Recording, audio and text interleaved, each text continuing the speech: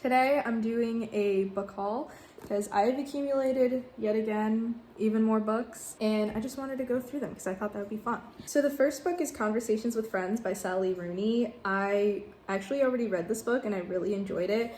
I first checked it out on Libby and read it on my Kobo. I enjoyed it so much and highlighted so much of it on this that I couldn't bear to part with my highlights, so I purchased a physical copy so that I could transfer all of my thoughts from here to here and keep it with me forever. If you haven't heard of Conversations with Friends, it's about our main character Frances and her best friend Bobby and a couple named Nick and Melissa that are about 10 years older than Frances and Bobby, and they all kind of become mixed up in these weird relationships with each other. Even though it's about a married couple and these two college-aged girls, it's not really so much about the cheating. It's more about the relationships that they have with each other and how they impact their relationships with the others. It was just really great. I love Sally Rooney's writing. It feels so realistic and so similar to the thoughts that I have inside of my head.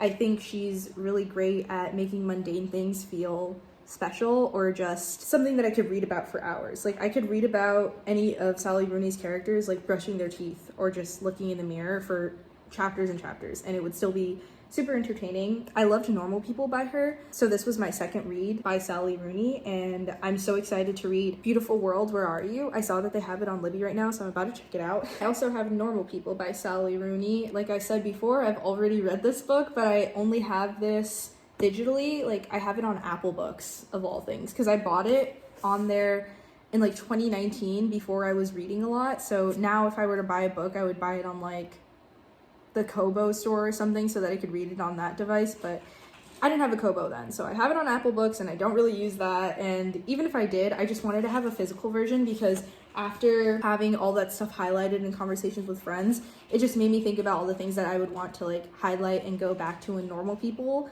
that I just don't have, because I think when I read it on Apple Books I didn't do any highlighting. So I really want to do a reread of this and just mark it up and have all the things just saved so I can flip back through this. Sally Rooney is my comfort author. I just love everything she does, so I wanted to have both of these. And once I finish Beautiful World, Where Are You? I'm definitely gonna buy a physical copy of that too. I think I'll probably wait a while and see if my local secondhand bookstore is gonna acquire a copy, because I got both of these from there, so I get them for half price. Then I have two graphic novels. I bought this one today at Barnes & Noble. It's The Adventures of Tom Sawyer by Mark Twain, and it was in this really cute art style I thought was adorable, and it was on sale for $5. I've been wanting to read Tom Sawyer for a very long time. I see it at secondhand stores all the time and I just never pick it up. I always flip through it and try and read a little bit of it, and I'm just never inspired enough to go through with purchasing and reading the whole thing. So I thought maybe this graphic novel version of it could be fun enough to get me there to actually read it. So maybe if I enjoy this in this graphic novel format, I'll have the urge to pick up the actual novel. And then I have this graphic novel called The Stuff of Legend, Book 1, The Dark by Mike Raked and Brian Smith, illustrated by Charles Paul Wilson III. I really liked the art in this. It was kind of creepy, but still cute. So this is about a little boy who gets kidnapped by stuff in his closet, by the boogeyman in his closet, and so his toys, it's kind of like Toy Story, his toys band together so that they can go into the closet, into the darkness and this other world and rescue the boy. And I just really liked the art, and I thought this could be a quick but fun read. Look how creepy that woman's face is, so sinister. This is just my vibe. It's giving Coraline vibes, and I really like that, especially in a graphic novel, so I'm extremely excited to read this. This is pretty random. It's called Archipelago, a novel, a father and daughter on the voyage of a lifetime by Monique Raffi. I saw this and I've never heard of it, but the author is from Trinidad, and I'm Caribbean, so I really wanted to read something by a Caribbean author, and it was only $4.50, which was awesome, and it's in perfect condition. I read the first 3 pages of it, and it already felt very relatable to me. It was just a dad cooking for his daughter, and he was calling mac and cheese Mackie cheese, MACCY cheese, which is not something that I specifically say or that my parents do, but it's just kind of the type of thing that we would say. The back describes this as a big-hearted Moby Dick story for our time. So it's basically about this father and his daughter, and there's some sort of natural disaster. There's a flood that happens, and so they have to go on a journey sailing through the archipelagos, and they encounter challenges and surprises in the natural world. The journey sounded fun, and just like being set in the Caribbean also sounded great. And this cover is just beautiful. So cool. And the back has these little fish on them. I think this is going to be really good. I liked the writing from what I read in the first few pages. The Goodreads reviews also categorize this as being like kind of like cozy, chill journey story. I know a lot of people don't like journey stories. Like in The Promise of Fire, they're on horseback for a very long time, and a lot of people don't like that. But I personally enjoy journey stories where they're just kind of like traveling. It's kind of like a metaphor for reading. It's like not about the destination, it's about the journey. So I'm very excited for this. Then I have two Penguin Black Spine classics. This one is Dubliners by James Joyce, and this is Edith Wharton's Ethan Frome. Okay, this is Ethan Frome by Edith Wharton. That's very hard to get straight. Yeah, so I picked up Dubliners because it was actually on the syllabus for a lit course that I was going to be taking this semester that I ended up dropping, but it still sounded like really good, and I love Dublin culture and just like things going on in Dublin, not gonna lie, because of Sally Rooney's writing, the bluntness and sharpness of dialogue like in Dublin culture, so I thought that this could be really fun. And James Joyce is also supposed to be like one of the fathers of the short story, so this is a collection of short stories. And it was also just a super floppy penguin black spine. I feel like the black spines aren't usually this floppy, but that was just amazing. Like if I compare it with this one, like this isn't flopping anywhere, like, but it's fine. And then I picked up Ethan Frome because I've wanted to read Edith Wharton for a little while. The back says it's a classic novel of despair, forbidden emotions, and sexual undercurrents set against the austere New England countryside. It's about a man, his wife, and this woman who comes to live with them, and he's having like a mental affair with the woman, but I don't know if it ever actually becomes a real affair. And just like his stuckness, like he feels very stuck in his life, and he becomes like obsessed with this relationship, and it just sounded like very angsty and fun. Then I got Reminders of Him by Colleen Hoover. I've actually already read this as well. Well, I actually just finished it today. I only have 2 tabs in there. I wrote in the book a lot. This is probably my most heavily annotated book. I just had so much fun. I think this is my favorite Colleen Hoover that I've read. I've read Ugly Love, It Ends With Us, Verity. So this is my 4th Colleen Hoover book. Well, Reminders of Him is about a woman named Kenna who has just gotten out of prison after a 5-year sentence. She gets out of prison and she's looking for her daughter and trying to become part of her life.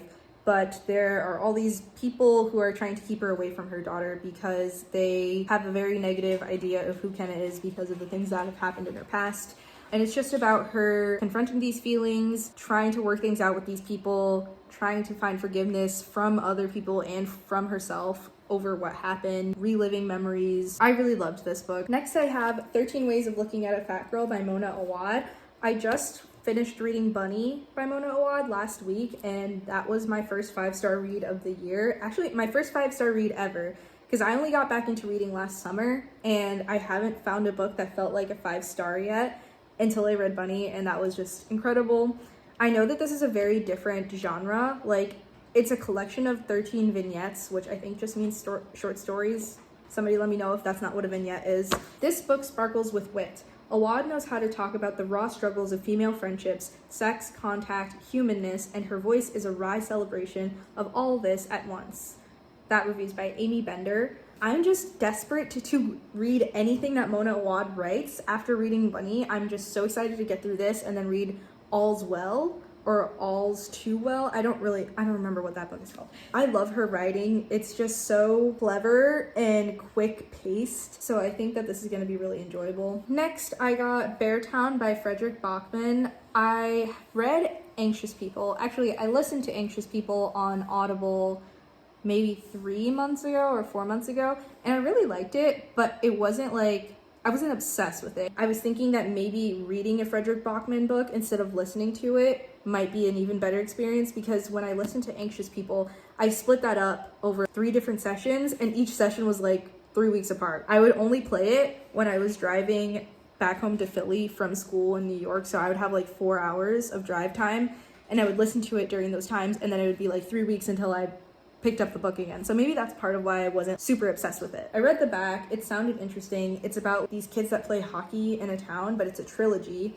about the town relationships, everything that's going on in this small town called Beartown. This is a story about a town and a game, but even more about loyalty, commitment, and the responsibilities of friendship, the people we disappoint even though we love them, and the decisions we make every day that come to define us.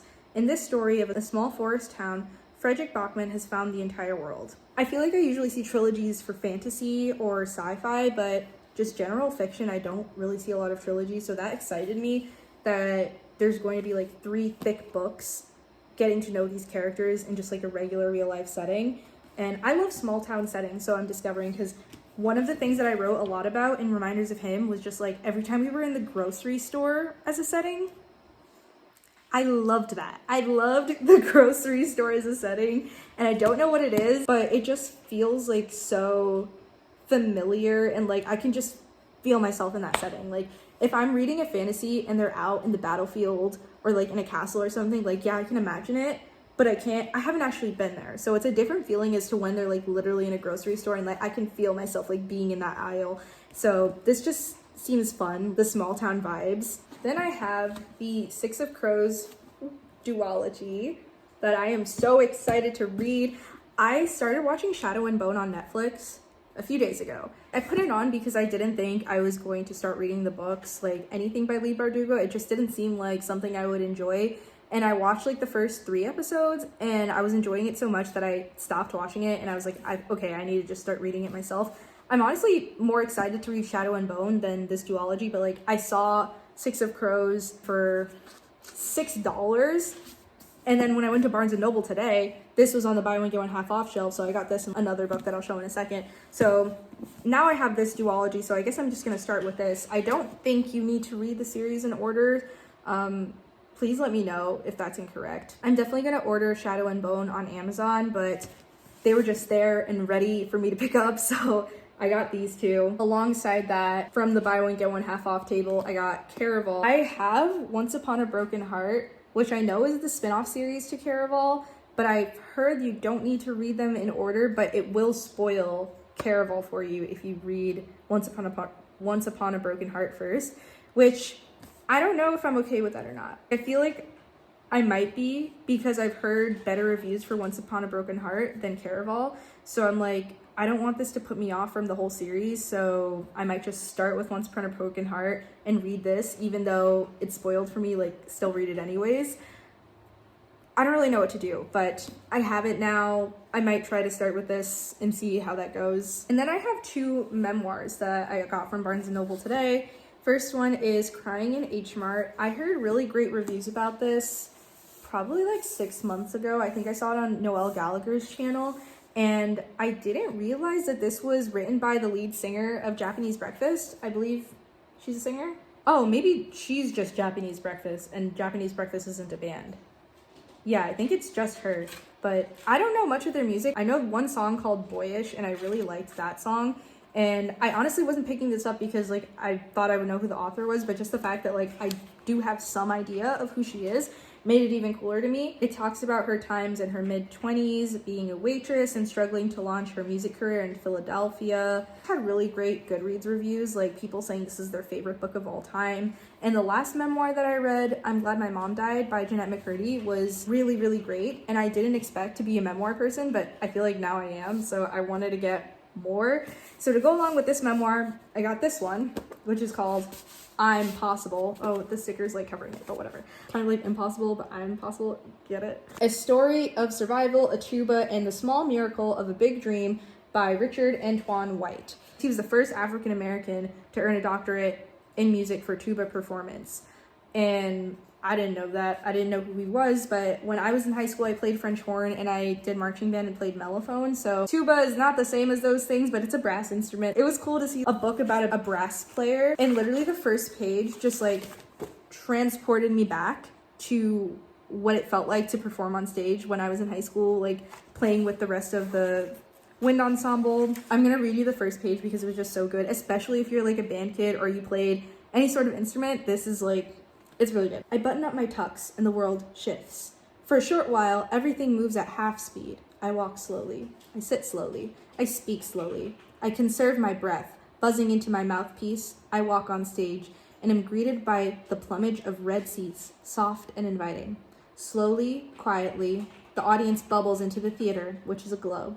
They hush at the sight of us holding our instruments, flipping through our sheets on our stands, or closing our eyes, trying to get close to the music one way or another. I play the piece in my mind, letting it unfurl just as I want it to when I put my lips on the brass mouthpiece of my tuba. I inhale an epic breath and allow myself fleetingly to think, I have made it. The lights dim, the crowd settles, the conductor raises his arm, and the hall pulses alive. I feel like I am on the stage with him and like getting ready and just preparing to play something with a group of people. I just think that the feeling of being in an ensemble or an orchestra, just a group of people making a large work of music happen together, is such a special experience. Like, it's such a unique feeling. It feels like you're part of like a living, breathing organism. And just to read about that, I didn't know that there was like a book about it. So I'm just so excited to read more about that. Sorry, the camera angle probably just changed, but I forgot one last book. I don't know how I could forget this book. Middlemarch by George Eliot. This is the biggest classic I think that I own. It is a hefty 785 pages, and I'm terrified of this book. But this is the one that I'm currently in the beginning of. I've read a page and a half, and it took me forever. I'll show you. This is the first page. And this is the amount of notes that I had to take. A lot of it is just me defining words that I didn't know. And then I have like some character descriptions of the two sisters that we're being introduced to. And I got like a little bit of cultural references that were made that I didn't understand. So I wrote down who these people were that they're mentioning. So every time I go to the secondhand bookstore I see this copy of Middlemarch on the shelf, and it's this Penguin Deluxe edition, and it's so cute. I love the way it looks. I love Penguin Deluxes. But it's so big, so I'm always just like, not today. I'm not gonna get this. I don't need to get into this now. I'm already scared of classics. I'd rather just start with something little. But while I was reading Conversations with Friends, this Middlemarch was mentioned a bunch of times in it. The main character, Frances, was reading this book for her college classes, and so she picked it up in the middle of like 3 different scenes. And I feel like authors include books that have something to do with their book when they write about it, because like I doubt Sally Rooney was writing like, oh, she picked up Middlemarch just because she was like, oh yeah, this is a book that would be appropriate for a college student to read, because there's so many. She could have picked any classic. So I feel like this has to have something to do with what was going on in Conversations with Friends, and it seems like it will, because Middlemarch is about a bunch of 20-somethings and them just like figuring out life. There's apparently not like a huge plot to this book. It's more of like a character-driven picture of provincial life during the 1800s. It scares me a lot, but I'm really excited to read it. I have been wanting to read more classics lately, and I just haven't been able to like settle on one thing. And I feel like this is the one that, even though it's so scary to me, I desperately want to know what happens in it and want to be able to say that I finished it. I feel like once I read a classic that's like 800 pages, all the other classics are not going to scare me. I'll be able to read all the ones that are like 200 pages or 300 pages and like have more confidence. Although I am like very tempted to just start small and like read something little so that I can work my way up to this point. But as much as I am interested in these black spines and like all my other like small black spines over there, this one is just like even more intriguing to me. So hopefully, if we're lucky, this will be in my April wrap up. All right, well, I think that's everything that I got in the past like week or so. Thank you so much for watching this video, and welcome to my new 5 subscribers. Thanks so much for joining me. Make sure to press like if you enjoyed this video and subscribe if you want to see more of my content. See you guys in the next one.